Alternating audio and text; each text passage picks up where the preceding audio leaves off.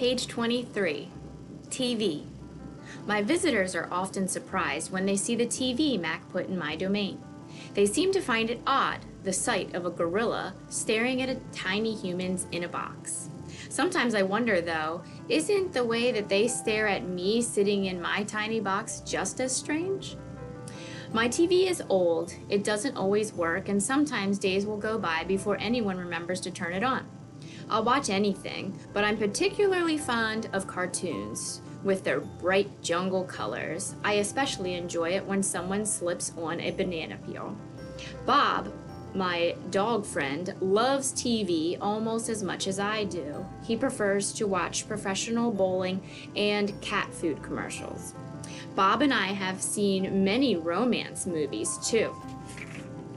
In a romance, there is much hugging and sometimes face licking. I have yet to see a single romance starring a gorilla. We also enjoy old Western movies. In a Western, someone always says, "This town ain't big enough for both of us, Sheriff." In a Western, you can tell who the good guys are and who the bad guys are, and the good guys always win. Bob says Westerns are nothing like real life. The Nature Show. I have been in my domain for 9,855 days alone.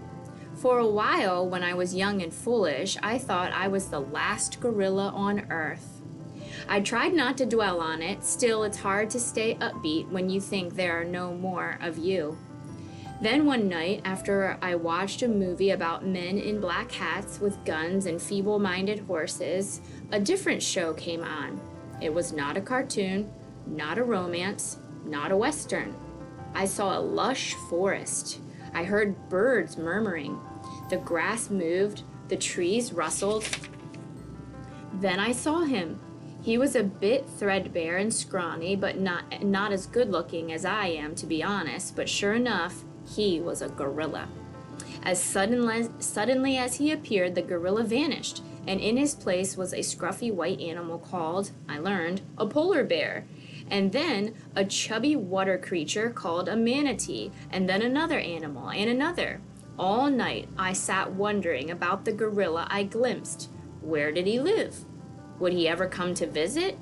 If he was there somehow, somewhere, where could there be a she as well? Or was it just the two of us in all the world, trapped in our own separate boxes? Stella.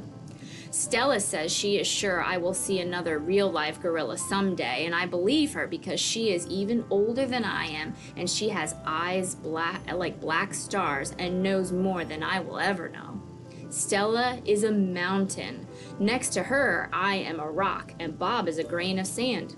Every night when the store closes and the moon washes the world into milky light, Stella and I talk. We don't have much in common, but we have enough. We are huge and alone, and we both love yogurt raisins. Sometimes Stella tells stories of her childhood, of leafy canopies hidden by mist and the busy songs of flowing water. Unlike me, she recalls every detail of her past. Stella loves the moon with its untroubled smile. I love the feel of the sun on my belly. She says, "It's quite a belly, my friend," and I say, "Thank you, and so is yours." We talk, but not much. Elephants, like gorillas, do not waste words. Stella used to perform in a large and famous circus, and she still does some of those tricks for our show. During one stunt, Stella stands on her hind legs while Snickers jumps on her head. It's hard to stand on your hind legs when you weigh more than 40 men. If you are a circus elephant and you stand on your hind legs while a dog jumps on your head, you get a treat. If you do not, the claw stick comes swinging. Elephant's hide is thick as bark on an ancient tree, but a claw stick can pierce it like a leaf. Once Stella saw a trainer hit a bull elephant with a claw stick. The bull is like a silverback, noble, contained, calm, like a cobra is calm. When the claw stick caught the bull's flesh, he tossed the trainer into the air with his tusk. The man flew, Stella said, like an ugly bird. She never saw the bull again. Stella's Trunk. Stella's trunk is a miracle. She can pick up a single peanut with elegant precision, tickle the passing mouse, tap the shoulder of a dozing keeper. Her trunk is remarkable, but still it can't unlatch the door of her tumble-down domain.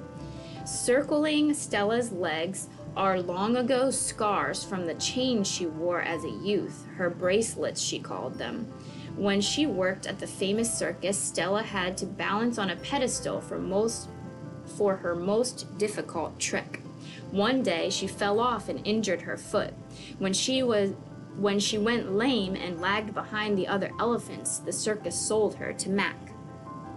Stella's foot never healed completely. She limps when she walks, and sometimes her foot gets infected when she stands in one place for too long.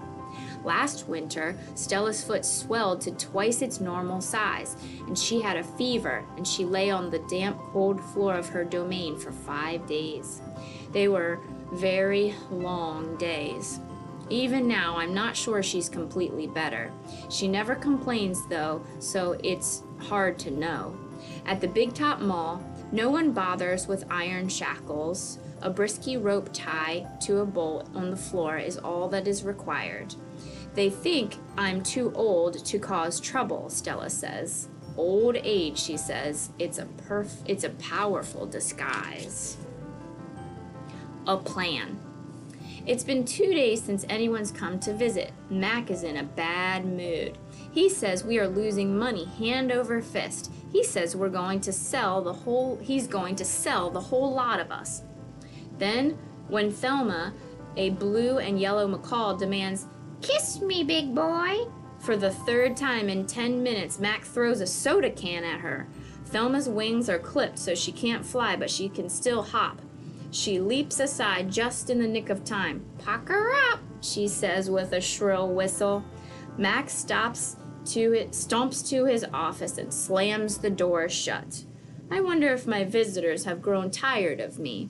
Maybe if I learn a trick or two, it will help. Humans do seem to enjoy watching me eat. Luckily, I am always hungry. I am a gifted eater. A silverback must eat 45 pounds of food a day if he wants to stay a silverback. 45 pounds of fruit and leaves and seeds and stems and bark and vines and rotten wood. Also, I enjoy the occasional insect. I am going to try to eat more. Maybe then we will get more visitors. Tomorrow I will eat 50 pounds of food, maybe even 55. That should make Mac happy.